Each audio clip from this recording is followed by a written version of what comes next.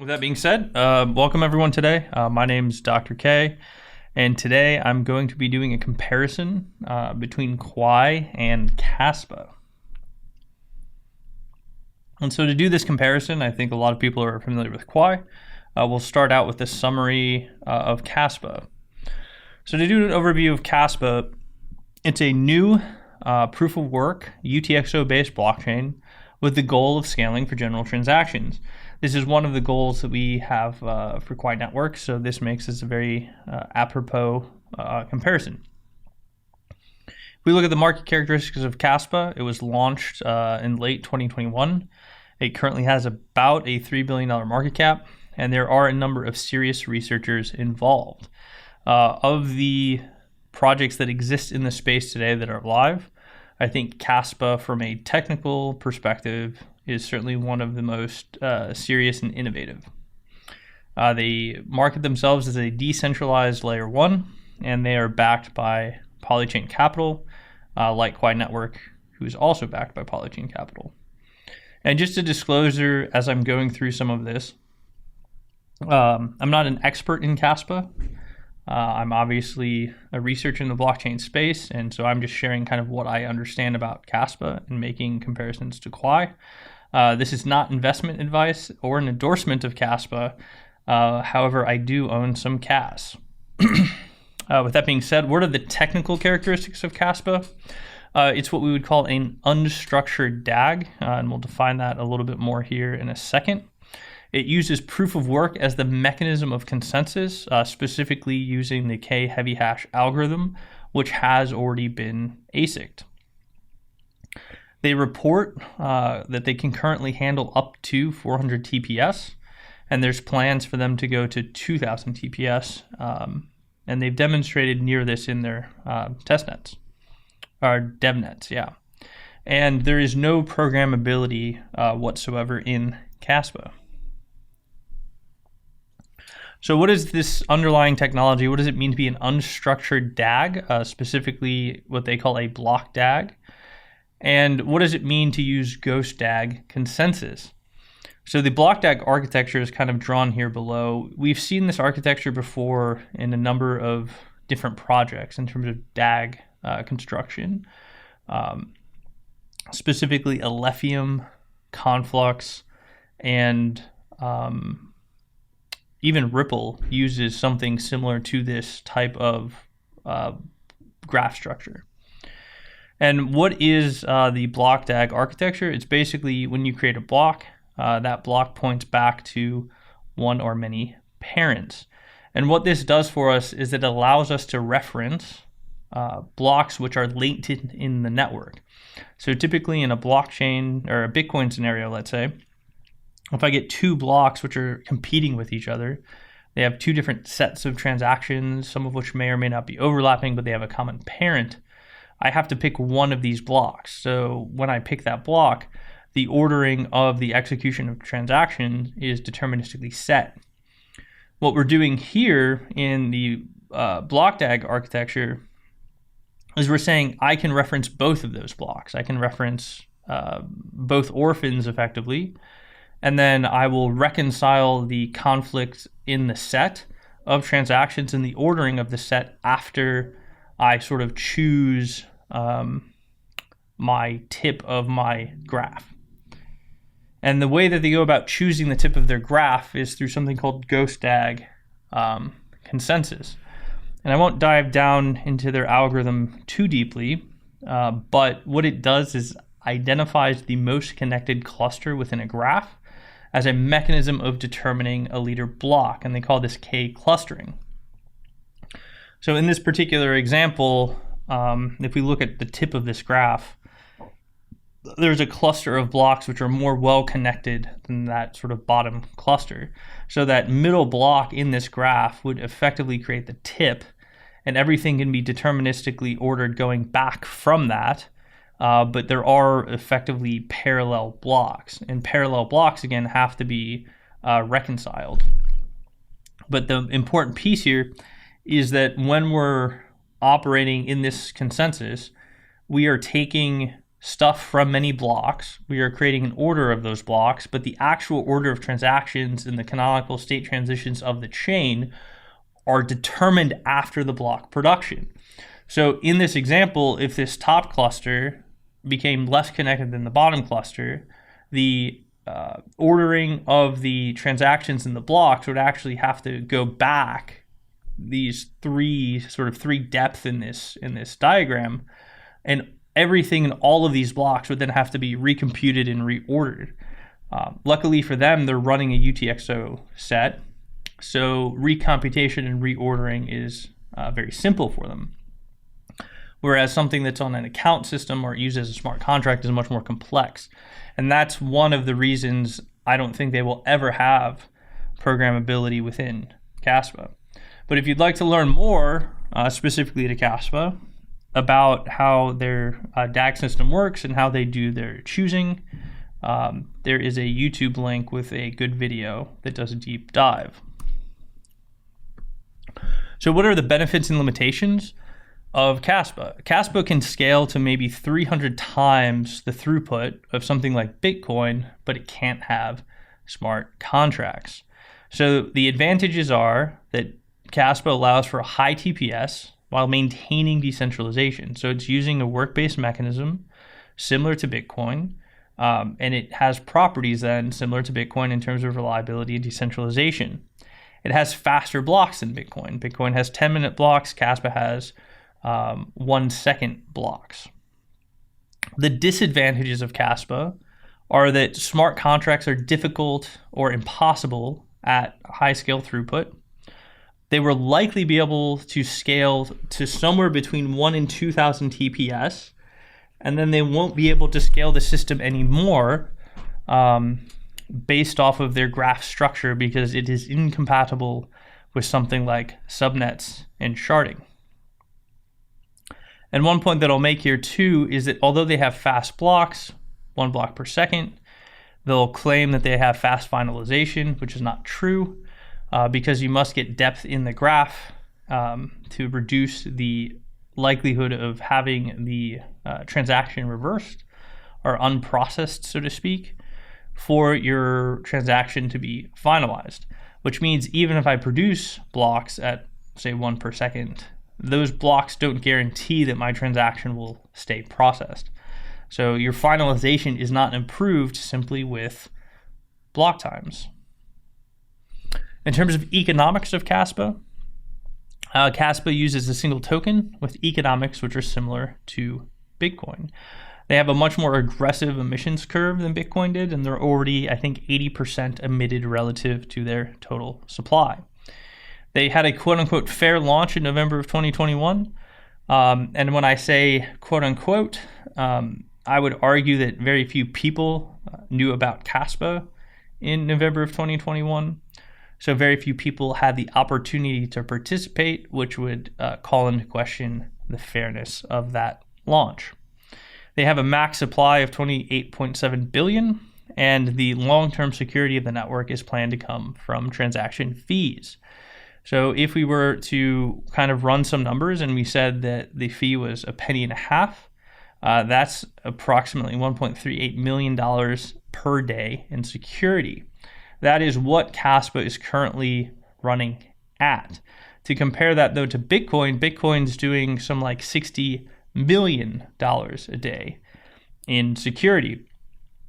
So in terms of being able to generate sufficient revenue to cover your security cost to pay the miners, you are going to need significantly more than this $1.38 million per day. And that's assuming that they're operating 1,000 TPS. So if we know that they can't go past 2,000 TPS, we can see that that transaction fee of $0.015 to maintain security in the long term, if they're limited to say that 1,000 TPS, would potentially have to increase by 60 to 100x. So you're talking about 60 cent to $1 fees in a sustainable scenario, which then calls into question, can Caspa be used as a transactional network? So with that overview of Caspa, let's just do a quick preview of Quai. I assume most people are familiar with Quai who are listening to this at this point in time.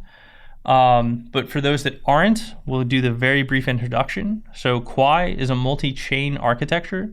It's a hierarchy of merge mined blockchains that is used to dynamically increase throughput with demand.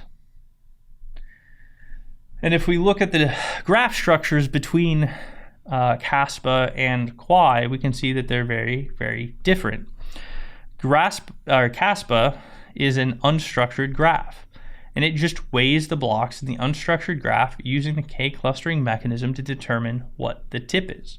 That means that the blocks have conflicting transactions, they have repeated transactions, and the ordering and the execution of those transactions must be determined after the block is produced and after the tip is determined.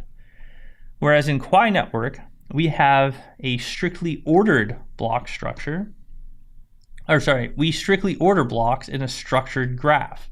So with Quai, there is no uncertainty when a block gets included in the graph what the execution order of the transactions are. By the time the block is produced, that block has ordering in the graph that won't change unless that block is removed from the graph. That allows us to keep maintaining scale while also allowing for things like smart contracts. So Kaspa is incompatible with smart contracts. It is also incompatible with sharding and subnets. And this is just kind of creating a summary table of the two. So when we look at Kaspa, they have a novel-ish architecture. They certainly have a novel consensus mechanism. They can currently do about 400 TPS, and I would estimate their limit of scale is below 2,000 TPS. They don't have programmability, and I don't think they'll be able to add programmability, certainly not without compromising scale. They are incompatible with sharding. They are incompatible with subnets. They have a token which can operate as a store of value. They have no token which can operate as a unit of count. Based off their questioning of long-term economic sustainability, they may or may not be able to function as a medium of exchange, and they are potentially not long-term economically sustainable. If we look at Quai, we have a novel architecture, which is our structured graph based off block reduce. We use the same work-based mechanism as Kaspa, but our consensus mechanism is proof of entropy minima, or POEM. And this allows us to strictly order blocks in a structured graph, which allows us to have programmability. And we are EVM compatible. The current TPS that we've shown in our testnets is 2,000. I would estimate our upper limit is somewhere around 250,000 or 250,000 transactions per second. We are compatible with sharding. We are compatible with subnetting. We have a store of value token, Quai. We have a unit of account token, Chi, which can also function as a medium of exchange. And most importantly, with that two-token monetary system, we have sustainable long-term economics. So in summary, Kaspa is a more scalable version of Bitcoin. Quai is a new monetary system. And with that, I'll take questions. Kaspa users asking, that Kaspa's noted that they're starting a Rust implementation and that they could eventually add smart contracts. Is that not the case, or is it just going to be too difficult to do that in the long term? So it comes down to the issue that they don't have ordering when the block is produced. And so recomputing a smart contract becomes doing computations on a smart contract when you potentially are constantly going back many blocks in depth, where you're resolving many sort of competing blocks at the same level, becomes computationally intensive to the point that it potentially becomes impossible. So of all the claims they have made, that is clearly the most apocryphal to me. I do not think that this structure will enable them to have smart contracts at any degree of scale. Okay. And it has to do with ordering, right? So like if I have two sets and I have to resolve the sets and its UTXOs, it's super simple. And that's like what they're doing right now, because you're just like adding, deleting, creating an aggregate, right? But with smart contracts, you have to figure out in an account model which one comes before the next one. And you have all these possible execution paths. So one of our big limitations in scaling the EVM is the EVM. And that set size actually takes time to compute in terms of database lookups, in terms of ordering, in terms of reordering, because it's a cascading problem. UTXOs are these like independent sort of pieces. Accounts are not. Accounts are highly dependent.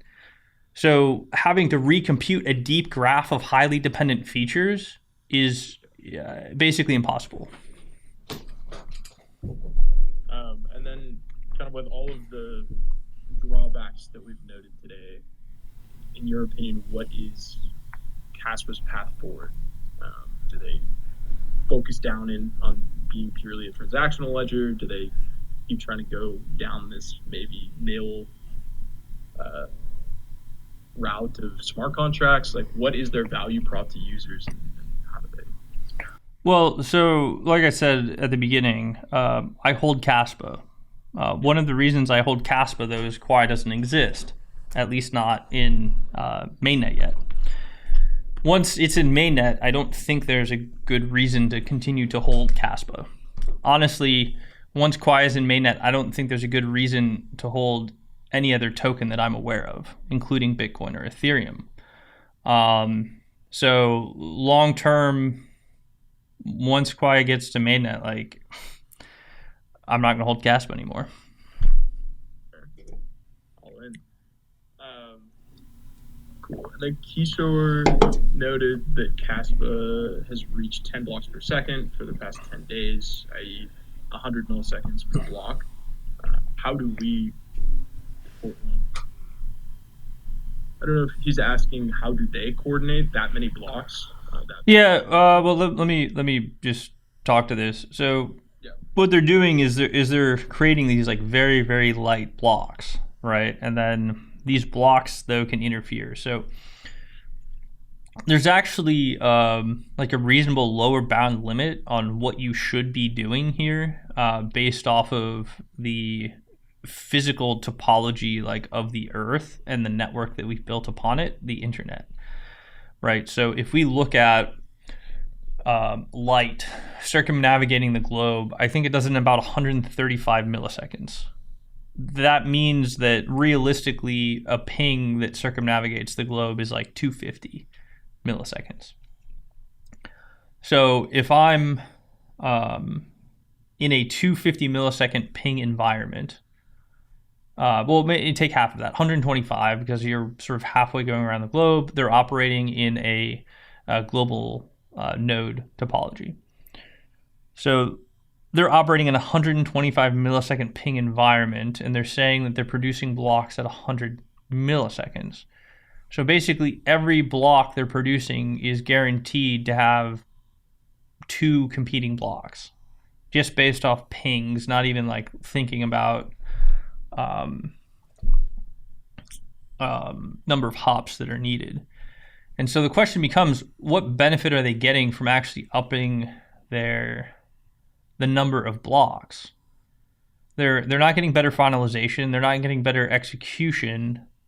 They're actually creating a harder problem in terms of resolving the overlaps and consistencies in the sets, right? So like block A can have 100 transactions, block B can have 100 transactions, and 99 of these could be identical, and one of them could be different, but now they're going to broadcast two blocks in the network so they can resolve one delta in transaction. So that's super inefficient use of bandwidth, and what are they gaining out of it? They're not gaining a ton here. So there's clearly like a limit in how far you can push this. In a lot of ways, this is an evolution of Ghost. And they're just taking this concept to the extreme and calling it Ghost DAG. But they can't get improved finalization. They can't get improved security guarantees. I think improving block rate for them, they're sort of pushing this thing to the absolute limit. I think there's potentially no good case for going to 10 blocks per second, except marketing. And there's certainly no case going beyond it. I think that's interesting. The put that there's a physical limit, essentially based on the speed of light, that restricts the actual speed. Yeah, like you can't make blocks faster than you can communicate. And if you do, you're going to guarantee that you're going to have uncles. So again, if we look at their node system, they have a small number of nodes, so maybe they're only running 3 hops. But if, again, it's globally distributed, it's 3 hops at 125 milliseconds. Yeah. That means that their block propagating is running at like 400 milliseconds, and they're going to make 100 millisecond blocks? Like, what? That doesn't even make any sense. Like, why would you do that? Because now I'm just increasing the load of the bandwidth that I have to go through the network, and I'm making my transaction reconciliation more difficult. Right? You should at least be operating in a multiple of your propagation latency.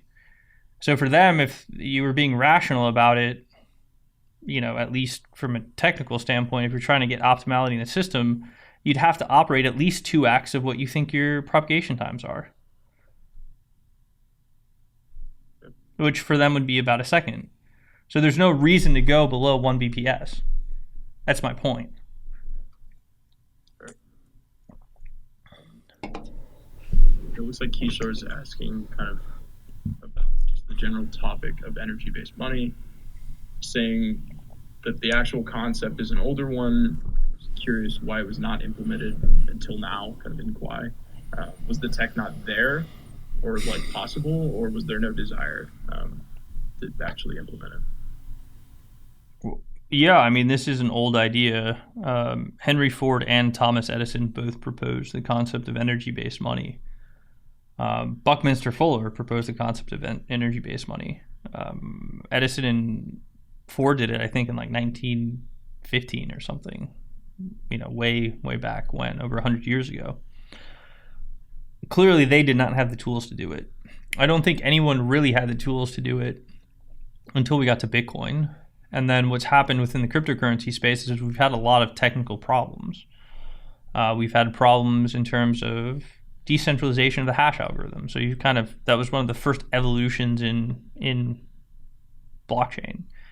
People played with the hash algorithm. So we started with SHA, and then that became ASICable, or at one point it became GPUable, and then it became ASICable. But people were like, hey, we want something that's either CPU hard or GPU hard because it has better economic decentralization characteristics. So things like Script and Litecoin were created.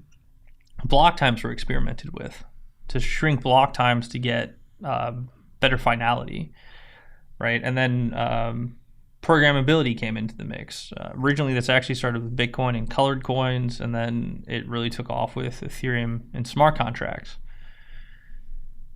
So people have been focused on sort of a certain branch of the evolution. I think in terms of monetary design and thought, there hasn't actually been a ton that has gone into it. Most projects, when they look at tokenomics, it's this very, very elementary, almost 5-year-old analysis, which is how many tokens do I have and what's the emissions curve. It's not very thoughtful in any way.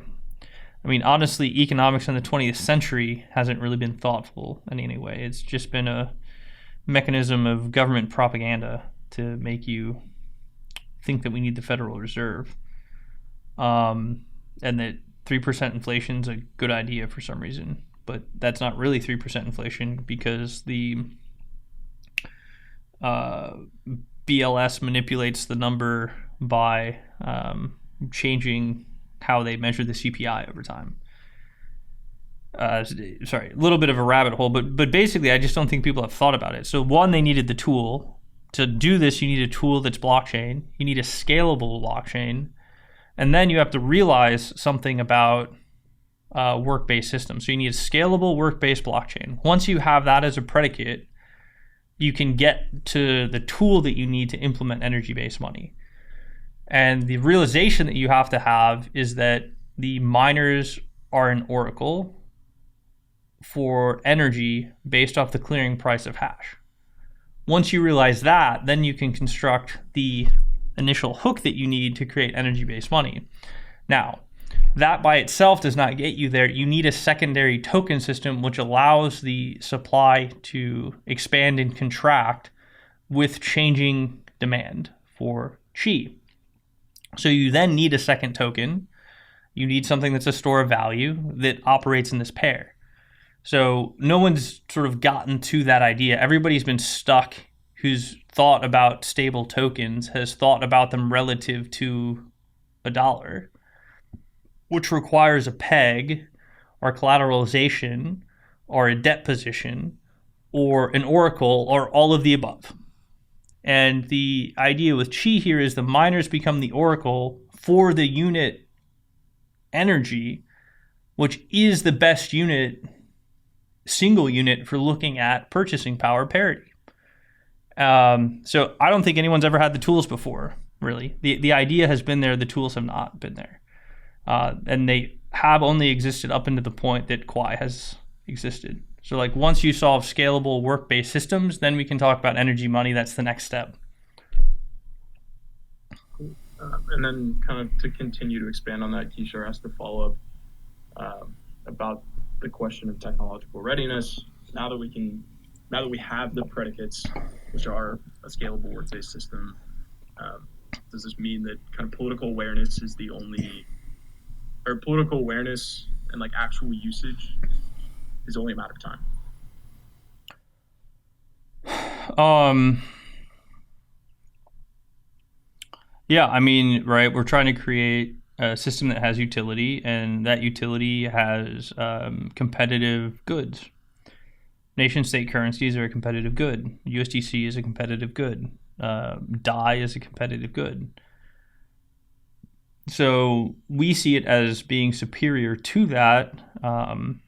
Adoption depends on the market recognizing that superiority. So I think with the relative weakness and instability in fiat currencies, that difference in utility becomes more and more obvious. So I think we're actually at a really good time for the market to recognize that difference. And then Belkiner was asking kind of a more general question regarding the two-token system. What benefits does it give, and won't the main token be badly affected? No, it definitely doesn't badly affect Quai. Every chi that is emitted was at the cost of not emitting a Quai. So the aggregate value of Chi and Quai sort of is the value of Quai in some ways, right? So from Quai's perspective, Chi is like a burn mechanism. And so whatever value wants to circulate in Chi is value that's not circulating in Quai. So Chi is complementary to Quai.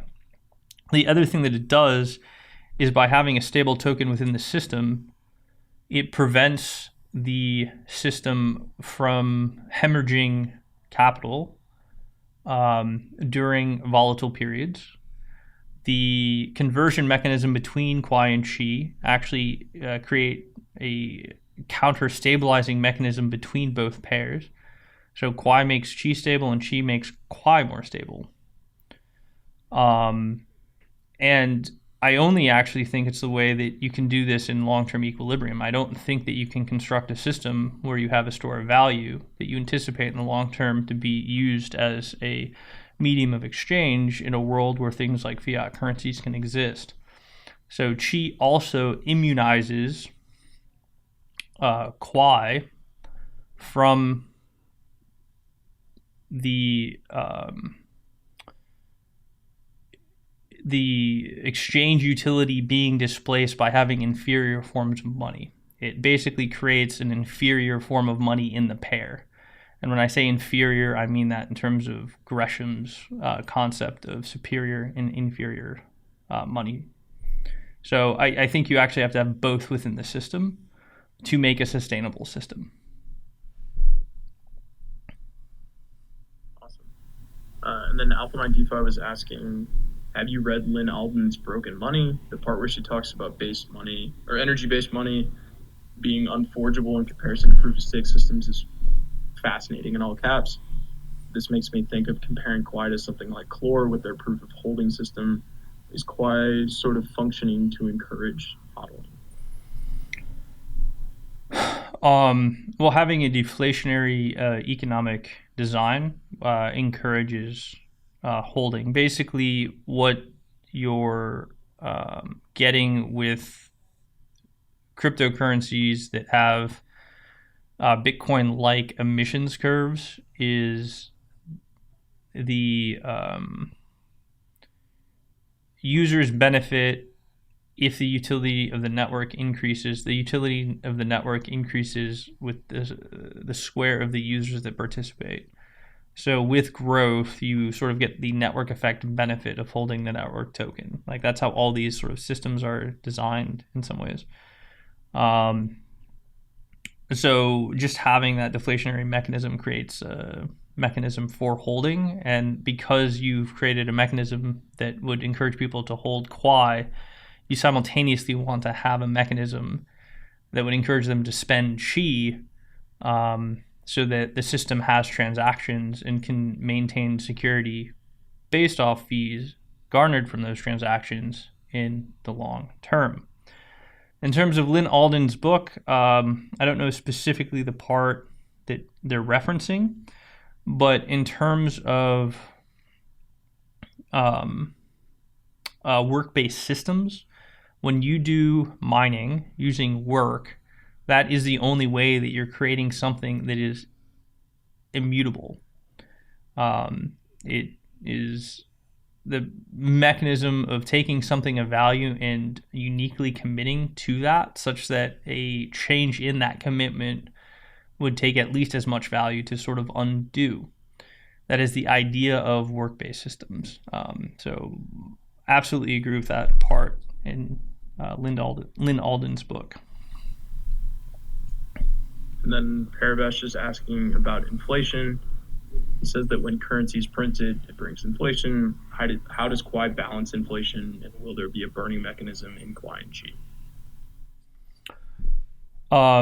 So the concept here is our issuance is based off of the difficulty, and the difficulty is based off of growth. So issuance basically changes with growth in such a way such that the issuance should be at or subpar the network value over time. So when we talk about inflation, what you're really wanting to say is if you're holding a token, you would like relative inflation, meaning the amount of tokens that are created versus the change in the tokens that are demanded, i.e. growth. You want the amount created to be less than the growth, and that will give you relative deflation, and that would give you price appreciation.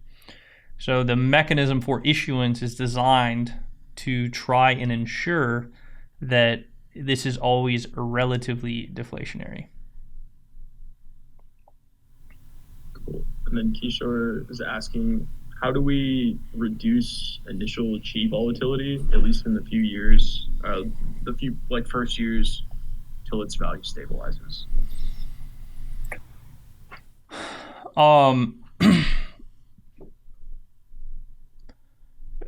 Ultimately, the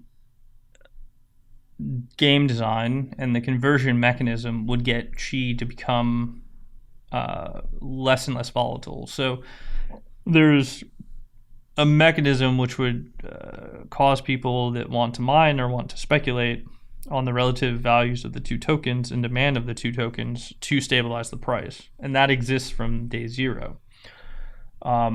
How liquid that market is and how efficient it is at finding equilibrium will develop with market size.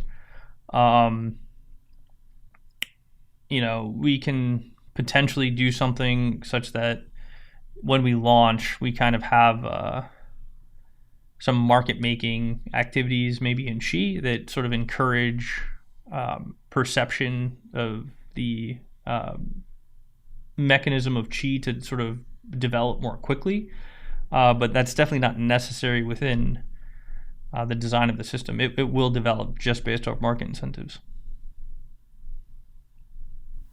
There's a follow-up question in regards to chi. Can we implement a mechanism that gives incentives for chi to trade close to $1 the way that stablecoins use the market index funding mechanism? And there's a bit of math if you want to read that. Yeah, that's actually the plan. But the plan is we get to set the initial chi to hash constant when the system launches. So there's a parameter that can be chosen. And if we have good pricing on hash production, we can make that parameter choice to get chi close to dollar parity when it's launched. Now then what happens to the dollar over time is a different story, right? Because chi will just be operating on hash pricing, not dollar pricing. So as the dollar continues to inflate, chi will become more and more over parity relative to the dollar. I think initially when we set it, we'll probably try to set it at maybe $1.2 dollars per chi, to kind of put it in this midpoint of dollar, euro, pound basket, so that people can have sort of a perceptive pricing that a chi at initially is somewhat equivalent in value to $1. And on setting that initial value, I would assume that getting the price for hash, or the hash production price, is pretty easy to do. Well, I mean, we can like estimate it, right? Because we have sort of pricing of hash production, but we're bounded by the accuracy of our estimate. Sure, for sure.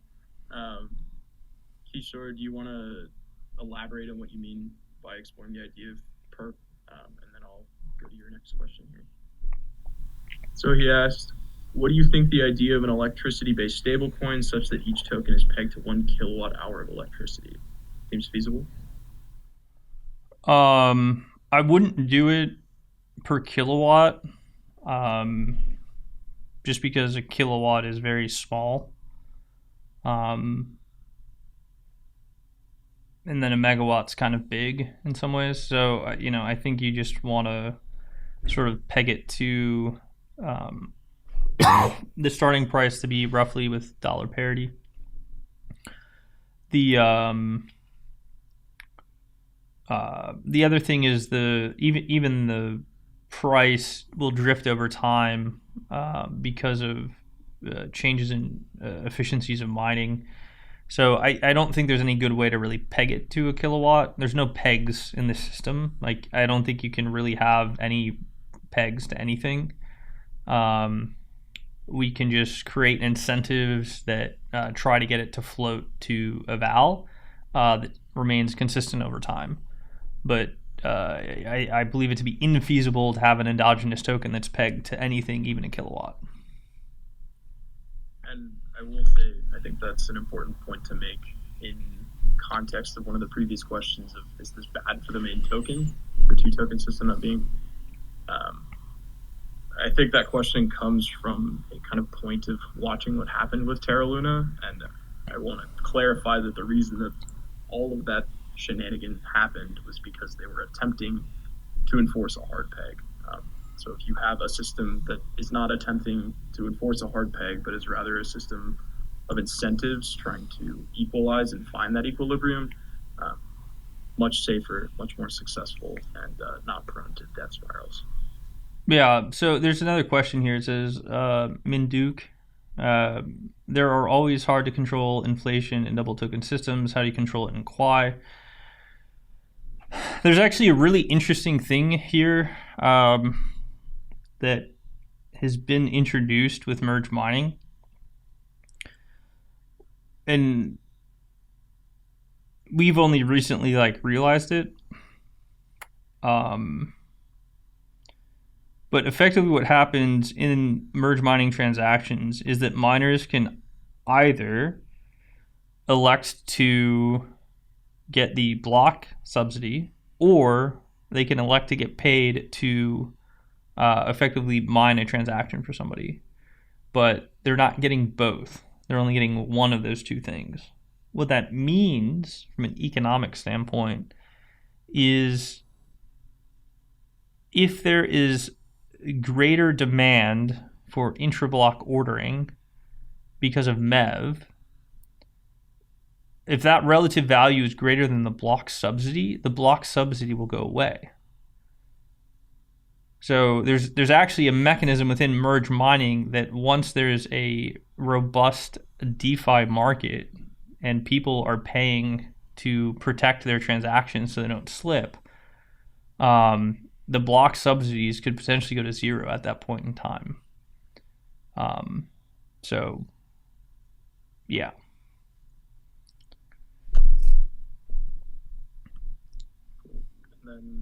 Which means, like, you know, we have sort of this inflation curve, and we've designed this inflation curve over 20 years. But if you have aggressive adoption within DeFi and people are doing mevable transactions, that inflation could truncate much earlier. And then, kind of on the DePIN side of things, Chad is asking, what can you say about the latest narrative, or one of the latest narratives, DePIN? Is it possible to share GPU power to mine tokens in Quai and